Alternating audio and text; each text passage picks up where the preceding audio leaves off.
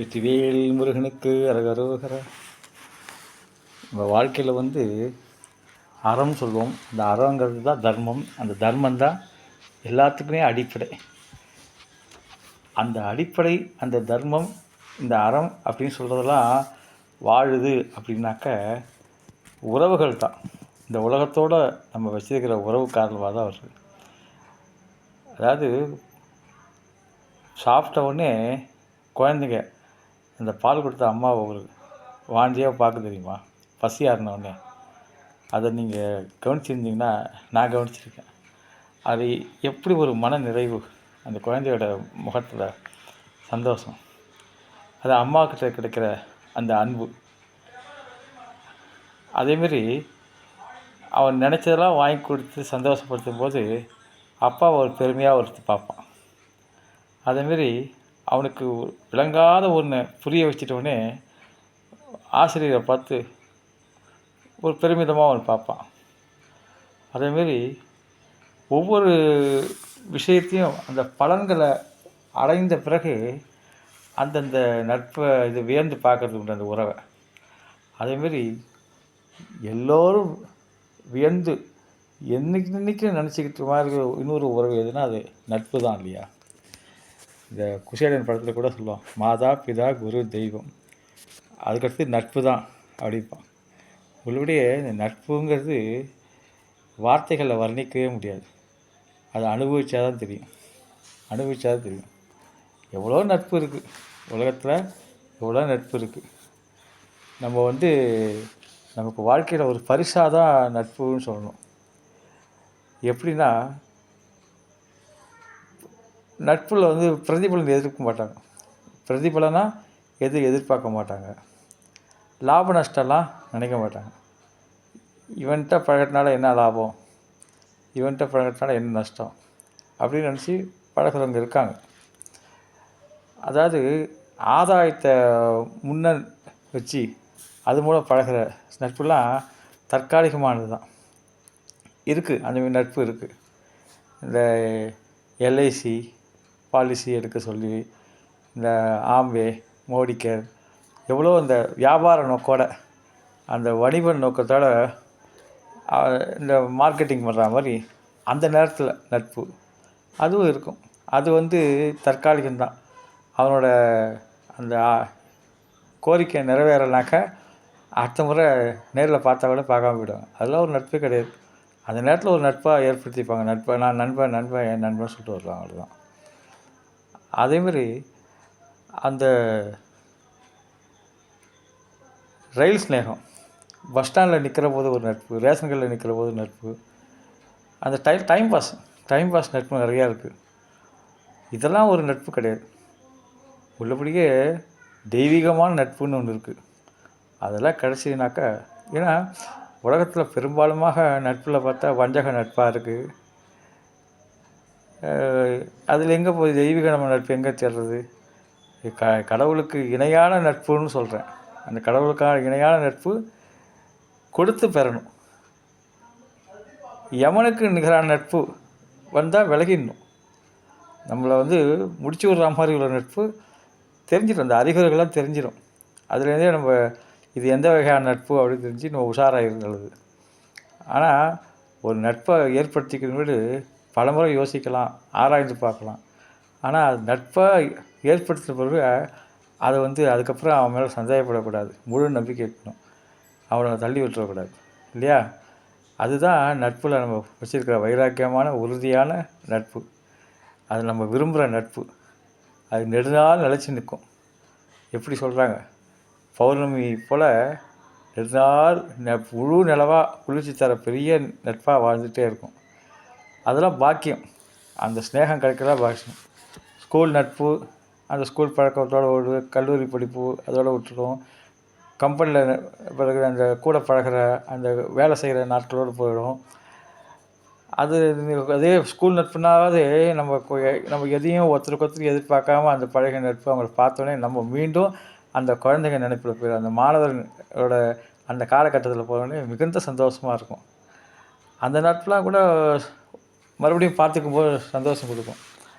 ஆனால் சொல்லும் செயலும் ஒன்றா இருக்கிற மாதிரி நட்பு கிடச்சினாக்கா அதுதான் தெய்வீகமான நட்பு. இப்போ அறம் தான் அஸ்திவாரம்னு சொன்னோம் இல்லையா?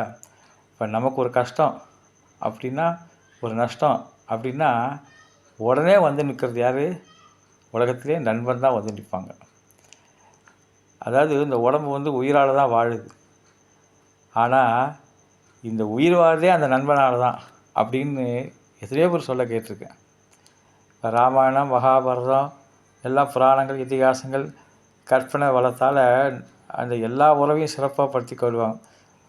குகன் உன்னோட சேர்ந்து ஐவரானோம் சகோதரர் ஆவாங்க அப்படின்னு. ஆனால் அது நட்புங்கிறது அந்தளவுக்கு பெருமையாக சொல்லலை. இது நடைமுறையில் இருந்தால் கூட நட்பை வந்து பெருசாக சொல்ல மாட்டாங்க. அது நட்பு ரொம்ப உயர்வாக இருந்தால் நீ என் குடும்பத்தில் ஒருத்தன்றாங்க, என்னோடய சகோதரன்றாங்க, அப்படின்னு மாற்றின்றாங்க. அந்த உறவை மாற்றின்றாங்க. ஆனால் நட்பு தான், அதுக்கு ஒன்றும் மாற்றமே கிடையாது. எப்படி தண்ணி தாகம் எடுத்தாக்க தண்ணியை குடித்தா தான் தாகம் தீரும், அந்த இளநீரை குடித்தாலோ சர்பத்து குடித்தாலோ அந்த தீராத மாதிரி நட்பு தான். நட்பாக தான் இருக்கணும். இப்போ நெருக்கமான ஒரு நண்பன் சிரித்து பேசுறதோடு போயிட மாட்டான். நெருக்கமான நண்பன் அதாவது நம்மக்கிட்ட ஏதாவது குறை இருந்தாலும் குற்றம் இருந்தாலும் உரிமையாக அப்படி தட்டி கேட்பான். உரிமையாக நமக்கு புத்தி சொல்லுவான். உரிமையாக நல்ல வழியை காட்டுவான். அந்தமாரி நட்பு கிடச்சின்னா அதெல்லாம் ஒரு வரம் தான். ஒருத்தர் இப்போ இன்னும் கேட்டால் ஒருத்தர் பார்த்ததே கிடையாது, பேசினதே கிடையாது, நேரில் பார்த்ததே கிடையாது, பழகினது கிடையாது. அவங்க உருவம் எப்படி இருப்பான்னு கூட தெரியாது. அதுக்கு வாய்ப்பு கிடைச்சாது. நல்லது கெட்டது எதுலையும் கலந்துட்டு கிடையாது. அதேமாதிரி அந்த எப்படி அந்த நட்பு தோன்றுதுன்னா, நம்மளை மாதிரியே சிந்திக்கிறாங்க, அந்த எண்ணம் இருக்குது, அந்த கொள்கை இருக்குது, அந்த நோக்கம் இருக்குது. இவங்களாம் எங்கே இருந்தாலும் அந்த மன அமைப்பினால் ஒன்று சேர அந்த நட்புலாம் கூட இருக்குது. அதாவது நேரில் பார்க்காட்ட கூட அந்த நட்பு இருந்துகிட்டே இருக்கும். இது வந்து மனசில் வந்து அந்த பிம்பமாக இருக்கும் அந்த நட்பு. அது உயர்ந்த ஸ்தானத்தில் அவங்கள வச்சுருப்போம். அதெல்லாம் ஒரு அழகு. அந்த நட்புக்கெல்லாம் ஒரு அழகு. அந்த அழகு அப்படி அவருக்கு அழகான நட்பு கிடைக்கிறது இயல்பு தானே. இப்போ 2 பேரும் ஒருத்தரை பார்த்துக்கிற போது எல்லா சமயத்துலேயும் அந்த முகத்தில் மலர்ச்சி இருக்கணும். எல்லா சமயத்துலனா எல்லா சூழ்நிலையிலையும் அந்த முகத்தில் அந்த ஒரு இன்வால்மெண்ட் அன்பு இருக்கணும். அந்தமாரி ஒரு நட்பு இருக்கணும். இப்போ ஒரு சந்தோஷம், அவங்கள ஒருத்தரை பார்த்தோன்னே சந்தோஷம் வருது, ஒருத்தரை பார்த்தோன்னே சந்தேகம் வருது அப்படின்னா அந்த நட்பில் ஏதோ கோளாறு இருக்குன்னு. சரியான நட்புனா ஒருத்தர் பார்த்தோன்னே சந்தோஷம் வருது தான், அதுதான் உண்மை. ஒருத்தருக்காக ஒருத்தர் அவங்க எந்த இன்ப துன்பத்தில் எல்லாத்துலேயும் பங்கேற்றுக்கிறது, கூடவே இருக்கான் அப்படின்னா அது ஒரு மிகப்பெரிய தைரிய சப்போர்ட்டிங் நட்பு. தளபதி சூர்யா மம்முட்டி மாதிரி. திடீர்னு ஒரு வள்ளுவரே சொல்லுவார், திடீர்னு வேஷ்டி அவிழ்த்து போகுதுன்னா கடன்னு அணிச்சை செய்யலாம், அந்த கை போய் அந்த வேஷ்டியை பிடிச்சது இல்லை. அது மாதிரி உடுக்க இழந்தவன் கை போல அங்கே இடுக்கன் கடை தான் நட்பு. உடனடியாக அதிரடியாக வந்து உனக்கு என்னடா ஆச்சு, என்ன வேணும், உனக்கு என்ன வேணும் சொல்லு. அவனோட துன்பத்தை தன்னோட துன்பமாக மாற்றி அதை உடனடியாக நீக்கிறதுக்கு முனைகிறானே அந்த நட்புலாம் பாக்கியம். அதாவது கண் போல் பாதுகாக்க வேண்டிய நட்பு அதெல்லாம். அது நன்றி இருக்கணும், அந்த நன்றி இருக்கணும், அந்த மனோபாவம் இருக்கணும். அதெல்லாம் அந்த நட்பு வர்றதெல்லாம் நம்ம எப்படி இந்த உலகத்துக்கு நடந்துக்கிறோமோ அதேமாதிரி. இப்போ சொல்லுவாங்கள்ல, துரியோதனனை கூப்பிட்டு ஒரு நல்லவனை போய் அழிச்சுட்டு சொல்லி அனுப்புவாங்கள்ல, அவன் சுற்றி பார்த்துட்டு என் கண்ணுக்கு ஒரு நல்லவன் கூட படலை அப்படிம்பான். அதேமாதிரி தர்மரை கூப்பிட்டு ஏன்பா ஒரு கெட்டவன் எங்கேயா இருந்தால் பார்த்து அழிச்சுட்டு வைப்பான். அவன் சுற்றி பார்த்து ஒருத்தன் கூட கெட்டவன் இல்லை. அந்த மனசு அந்தமாரி. இப்போ பார்க்குறவன்லாம் நல்லவனாக தெரிகிறாரு தர்மருக்கு, பார்க்குறவன்லாம் கெட்டவனாக தெரிகிறாரு. அதுதான் அந்த மனசு வந்து மாறக்கூடியது. அந்த மாறாத நட்பு, மனசு மாறாத நட்புன்னு. இப்போ ஆற்று வெள்ளத்தில் ஒருத்தன் அடிச்சுட்டு போகிறான், தண்ணி வெள்ளத்தில் அடிச்சுட்டு போகிறான். ஐயோ காப்பாற்று கத்துறான். காப்பாற்றுமே கரையில் இருக்கிறவங்களாம் காதில் விழலை. ஆனால் கூட அவன் கத்துறது நிப்பாட்டலை. அப்போ கூட அவன் கத்தும்போது என்ன சொல்கிறான், பெரிய நான் பணக்காரங்கிறத அந்த நினப்பு அவனுக்கு போகலை. என்னை காப்பாற்றுனா 1 கோடி ரூபா தரேன், 1 கோடி ரூபா தரேன் அப்படிம்பான். ஒருத்தன் திடீர்னு பார்த்தா அந்த என்னடா கையை காலை ஆட்டின்ட்டு இருக்கானேன்ட்டு அந்த ஆற்றுல இறங்கி அவனை போய் காப்பாற்றி முடியை பிடிச்சி இழுத்து கரைக்கிட்ட கொண்டு வரான். கொஞ்சம் கிட்ட வர அவன் வந்து நம்ம 1 கோடி ரூபா தரேன்னு சொன்னோமே, இவன் காதில் விழுந்துருக்குமா அப்படின்னு சொல்லிட்டு செஞ்சுட்டே வரான். அப்புறம் கிட்ட வந்து கரைக்கிட்ட வந்தோடனே அவன் மனசு கொஞ்சம் கொஞ்சமாக மாறுது. தைரியம் இருந்துச்சு. இனிமேல் பொழைச்சிக்கிட்டோங்கிறது.